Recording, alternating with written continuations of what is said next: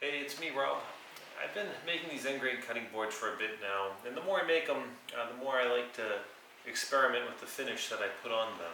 And a number of years ago, I worked for a company that built 3D printers. So this was the late 1990s. So we're talking some of the first 3D printers ever built.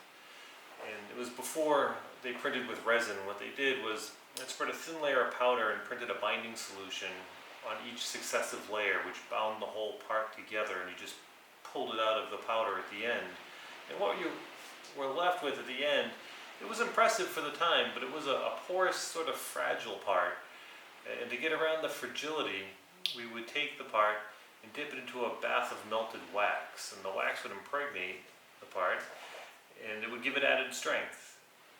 And so I've been thinking, what if you could dip an end grain cutting board into a bath of melted wax? Would it get into the fibers of the wood and make it more waterproof than the traditional finish of oil? And so I'd like to try it. I found this cut off, or just like this glue up, that I never really used in a cutting board. I don't know why. It's been kicking around the shop for a while. Honestly, I think I forgot to use it. It got put aside and I didn't work it in. But anyways, I'm going to cut it up into maybe 2-inch chunks. I'm going to make a few small end grain cutting boards, and I'm going to try it.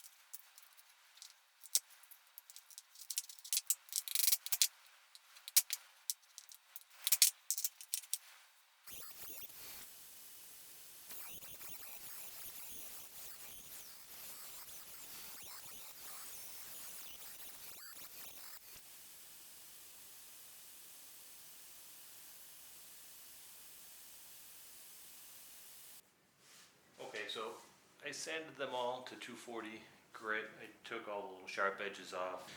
The camera just shut off on me. I don't know what happened or how much I recorded, so I'll start over.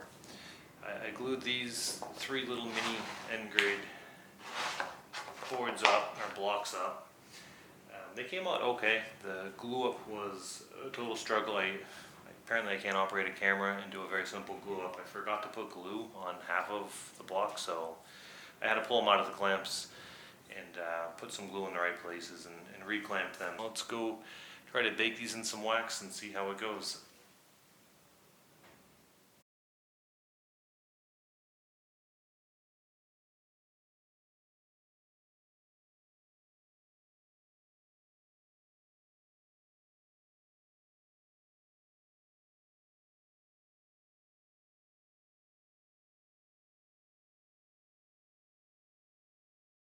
You can see air bubbles coming out.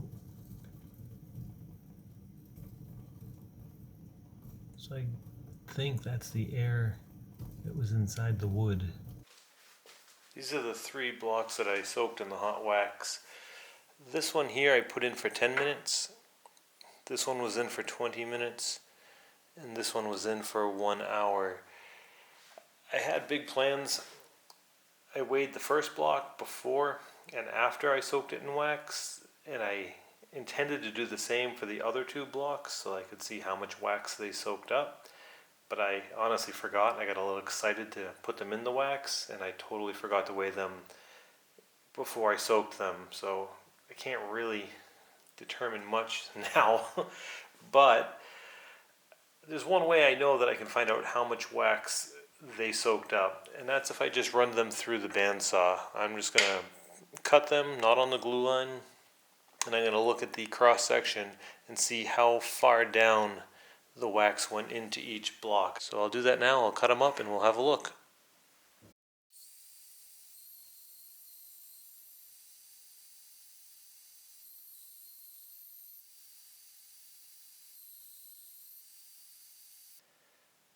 So it's soaked in absolutely no wax into the end grain of any of the blocks. I cut cross sections through all three types of wood just in case maybe the maple didn't soak up any wax but the walnut or sapele did, but none of them did. It's amazing to me. I thought for sure. So I'm really disappointed in how this turned out.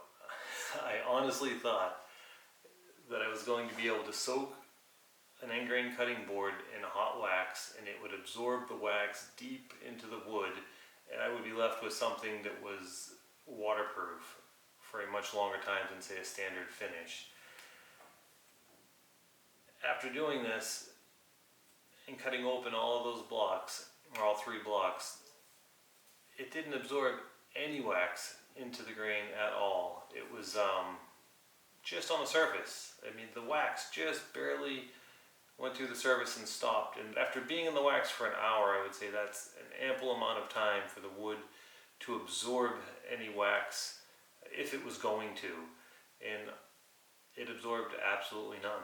So sometimes you just have to know. And now I know, so I won't think about that anymore. Thanks for watching. Bye.